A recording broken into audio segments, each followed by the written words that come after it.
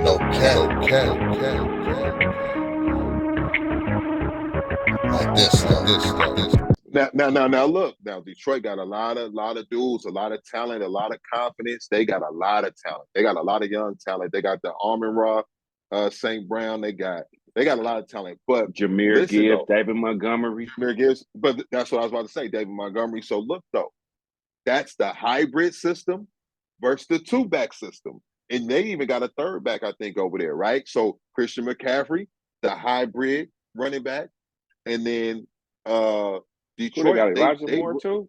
Because Frisco got hella players. Frisco just a whole ass got.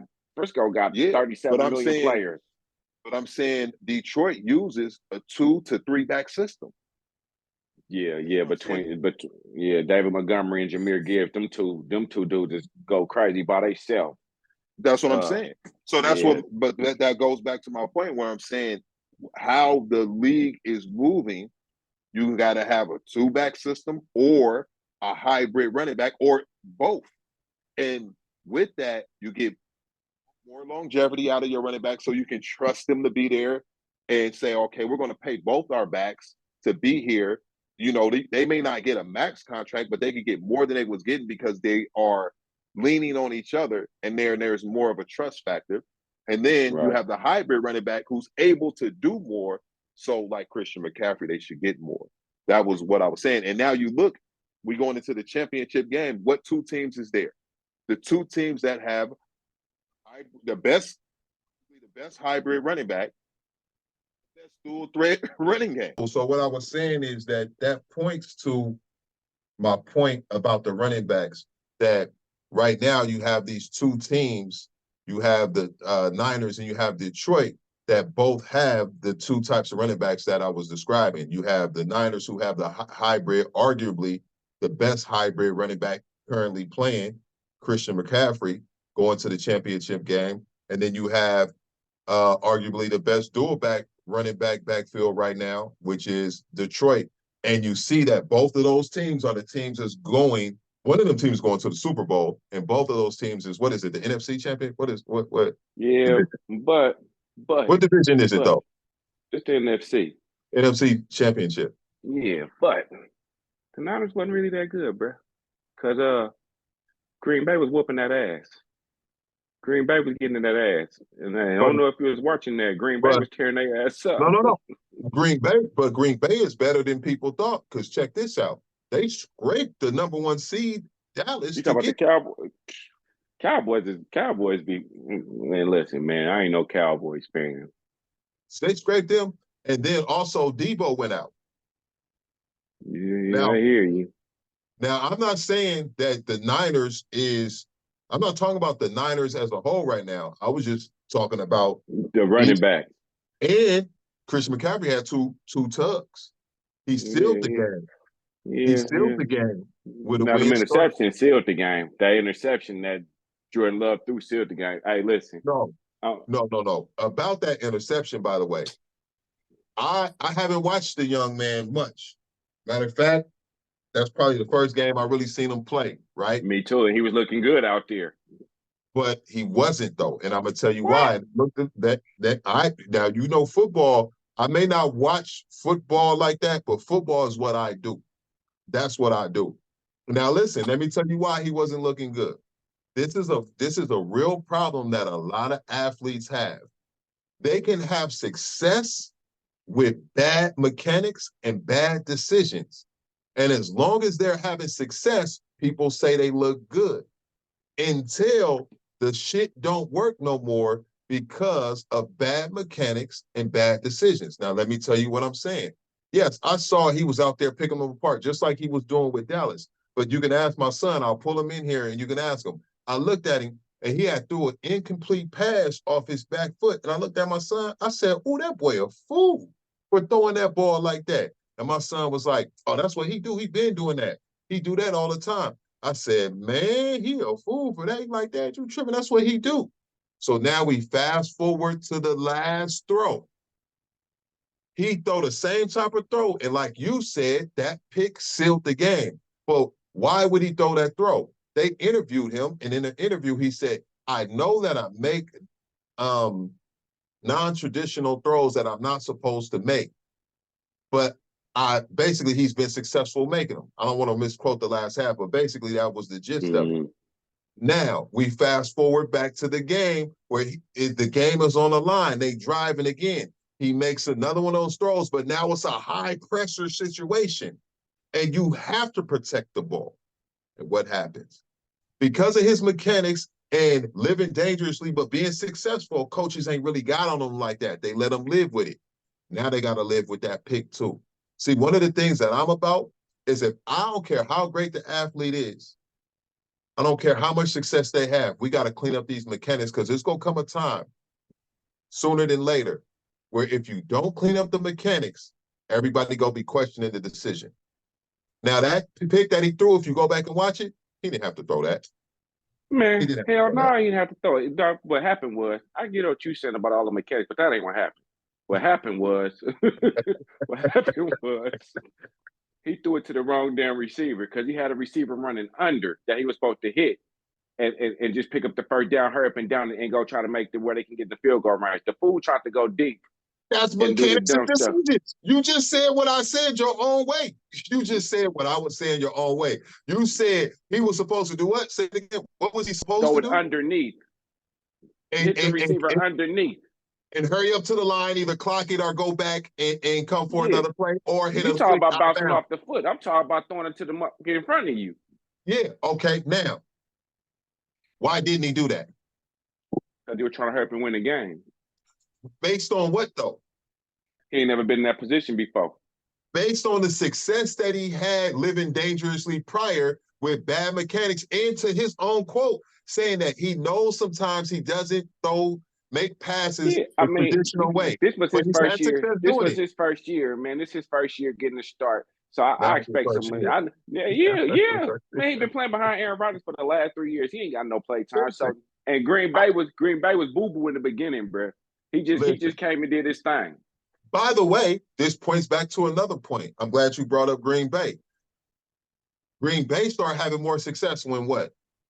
When they got rid of Aaron Rodgers, crybaby ass? No, I'm talking about the second half, going through these playoffs. What were they doing well? In addition to dude killing, by the way, I'm not a... Are we going to go with Aaron Jones? Are we going to talk about Aaron Jones and A.J. Dillon? Yeah. That's been their weapons for the past 3 years, bro. We ain't going to... But that go without saying. Yeah. Good God.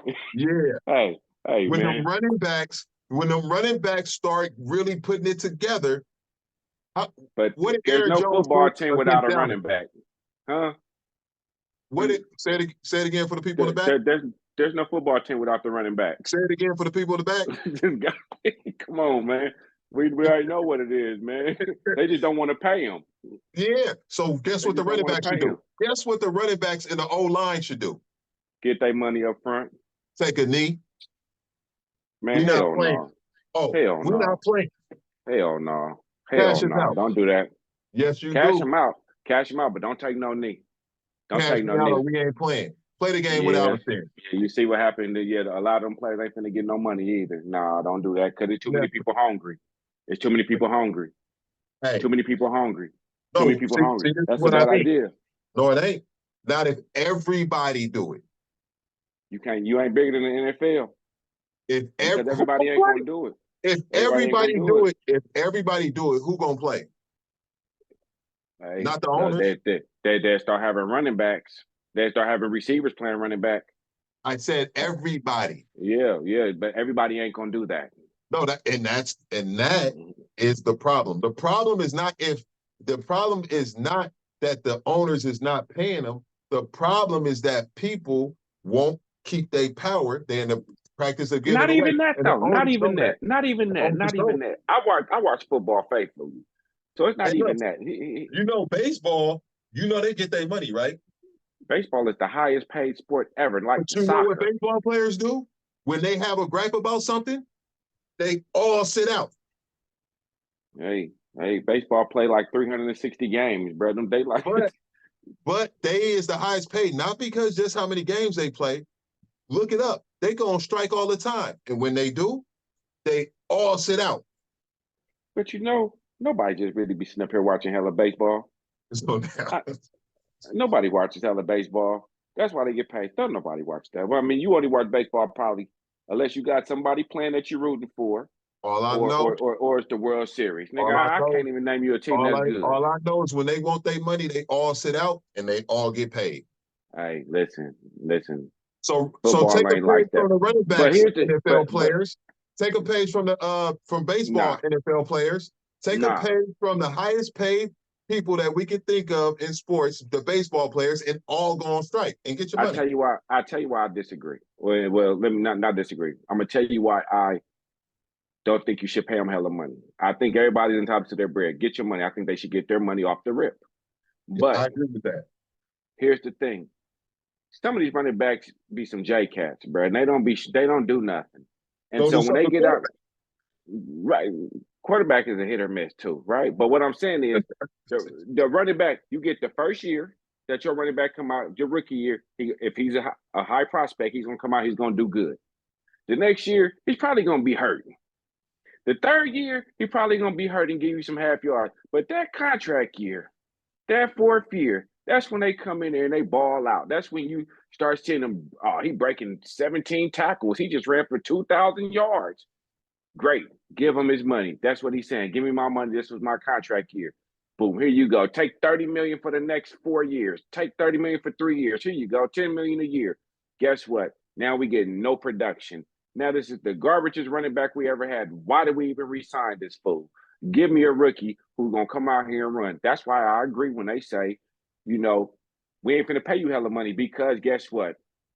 If we got Austin Eckler right now and Josh Jacobs, and your son come into the league right now, I'd rather give your son the money. Come on, man. Come out here and run real quick. I'd rather you give my son the money too.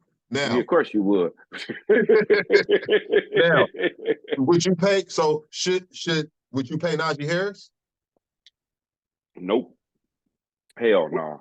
Would you pay Would you pay Barry Sanders?